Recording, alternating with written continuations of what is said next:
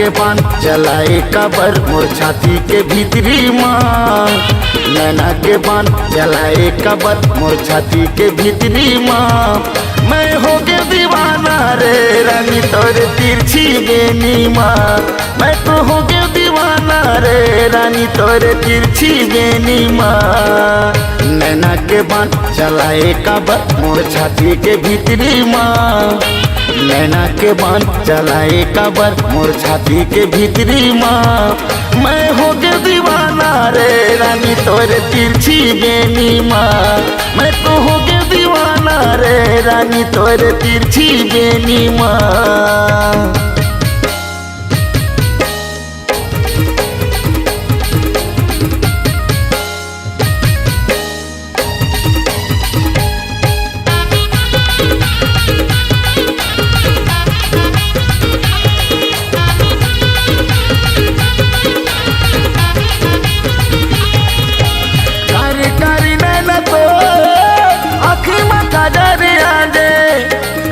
कारी नैना तो आँखी में काजरिया दे।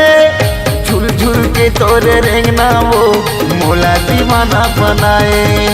झुल झुल के तोरे रेंगना वो मोला दीवाना बनाए।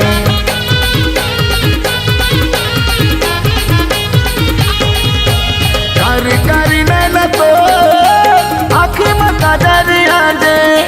कारी कारी नैना तो आँखी में काजरिया दे। झुल झुल के तोरे रेंगना वो मोला दीवाना बनाए। झुल झुल के तोरे रेंगना रे मोला दीवाना बनाए। नैना के बाण चलाए कबर मोर छाती के भीतरी माँ। नैना के बाण चलाए कबर मोर छाती के भीतरी माँ। मैं हो गया दीवाना रे रानी तोरे तिरछी बेनी माँ।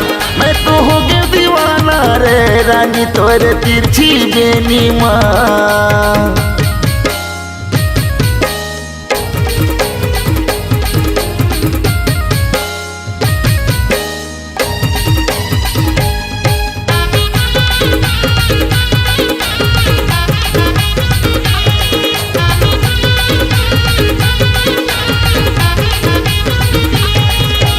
चंचल हिरनी का चटक मटक तोरे चाल वो।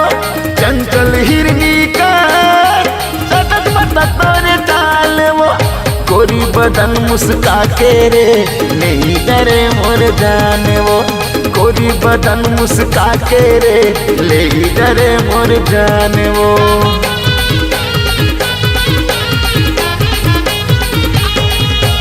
चंचल हिरनी का तोरे चाल वो। चंचल हिरनी का चटक मटक तोरे चाल वो। गोरी बदन मुस्का के रे ले डरे मोर जाने वो। गोरी बदन मुस्का के रे ले डरे मोर जाने वो। नैना के बाण चलाए कबर मोर छाती के भीतरी माँ। नैना के बाण चलाए कबर मोर छाती के भीतरी माँ। मैं हो गया दीवाना रे रानी तोरे तिरछी बेनी माँ। मैं तो हो गया दीवाना वो रानी तोरे तिरछी बेनी माँ। मैं तो हो गया दीवाना रे रानी तोरे तिरछी बेनी माँ। मैं तो हो गया दीवाना वो गोरी तोरे तिरछी बेनी माँ।